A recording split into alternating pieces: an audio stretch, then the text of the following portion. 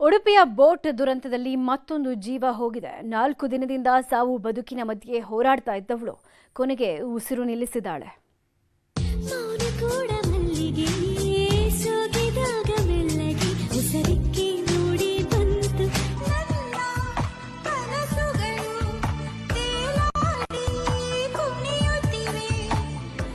ಉಸಿರು ಕೊಟ್ಟ ಭಗವಂತ ಈಕೆ ಪಾಲಿಗೆ ಕಣ್ಮುಚ್ಚಿ ಕೂತಿದ್ದ. ಸುಂದರ ಬದುಕು ಕರುಣಿಸಿ ಹೂವಾಗಿ ಅರಳೋ ಹೊತ್ತಲ್ಲಿ ಚಿವುಟಿ ಹಾಕಿದ್ದಾನೆ.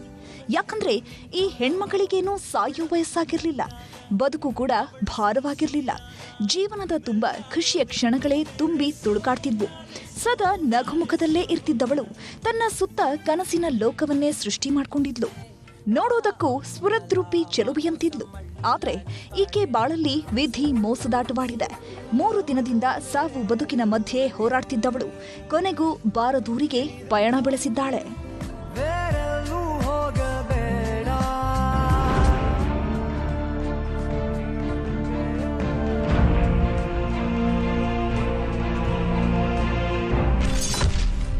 ಉಡುಪಿಯ ದೋಣಿ ದುರಂತಕ್ಕೆ ಮತ್ತೊಬ್ಬಳು ಬಲಿ.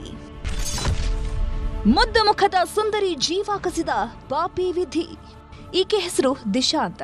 ಮೈಸೂರಿನ ಉದಯಗಿರಿ ನಿವಾಸಿ. ಯೂಟ್ಯೂಬರ್ಸ್ ಮಧುಗೌಡ, ನಿಶಾ ಅವರ ಪ್ರಾಣ ಸ್ನೇಹಿತೆ.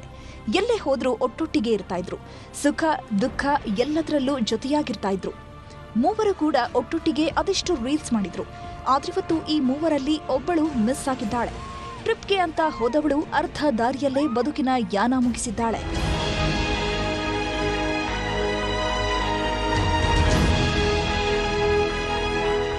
4 ದಿನದ ಹಿಂದೆ ಮೈಸೂರಿನ 28 ಸ್ನೇಹಿತರು ಉಡುಪಿಗೆ ಪ್ರವಾಸಕ್ಕೆ ಹೋಗಿದ್ರು.